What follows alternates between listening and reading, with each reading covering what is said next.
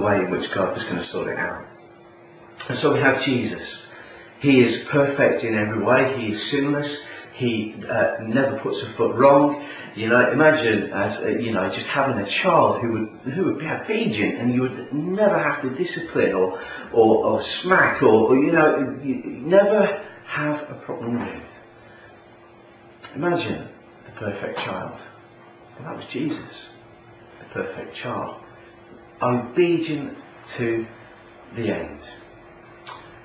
And so we have Jesus, who sets in part in this story the process of restoring all things back to the way that God originally intended it. Now you might ask, how on earth does he do that? I mean, because we don't see him here and now, do we? But what Jesus did, if you remember the Easter story, the time where it tells of Jesus going to the cross.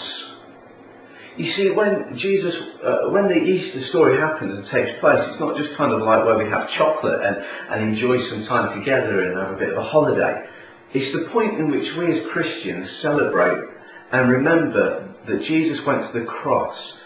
Because by going to the cross and dying and giving himself on the cross, he was basically making a way in which that promise of restoring everything was fulfilled.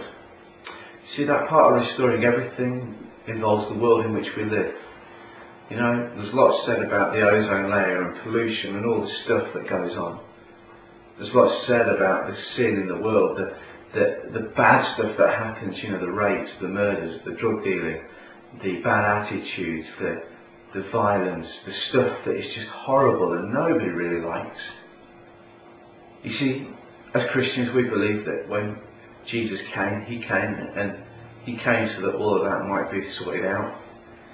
See, we call this restoration, a point of restoring all things back to what God originally intended in Genesis chapter 1.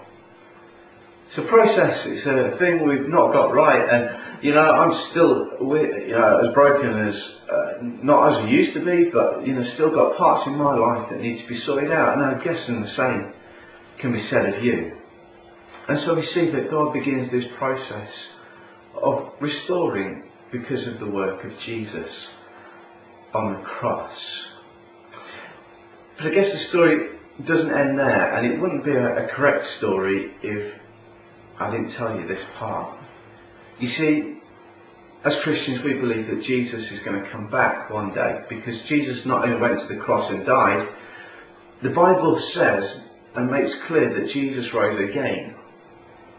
He rose again from the dead, and in doing so he conquered death. I mean, have you known anybody else who has risen from the dead? Not only that, in rising from the dead, he conquered sin, defeated sin, and that which separates us from God. He made a way in which we can be in relationship with God. He made a way in which we could be mended and fixed and restored and healed. Wouldn't you like that? I have to say that I'm so thankful for God for what he's doing in my life and the other Christians in which we see, and the community of which we're a part of, is God is starting to put us back together. And I guess what the point of what I've just talked to you about, this point of the story, the big story, is that you can be a part of it. You can be a part of God restoring all things back to himself. Now that is only available through Jesus, which in the next few weeks we're going to explore who Jesus is. We're going to look through the Gospels, which are called Matthew, Mark, Luke and John. They're 4 accounts that tell of the life of Jesus, and through it we're going to look into the life of Jesus, the one who came to restore all things. But the final restoration, if you like, we've been told the beginning and we've been told the end. Now we play a part in the middle between the beginning and the end, in which God is still at work in the world in which we live. Now the end comes when Jesus comes back for those who put their trust and their faith in him, when everything, and I mean everything, will be restored. And for those who put their trust in Him will partake in the good stuff, that which is very good. And sadly, for those who have not followed, those who have not entered in to the big story, I'm afraid, well, to be honest, that's not something we want you to partake in. So we want to just talk a little bit more today about what this actually means for you. How do you enter into the story in which God has for you? This big story in which God is unfolding and telling and demonstrating.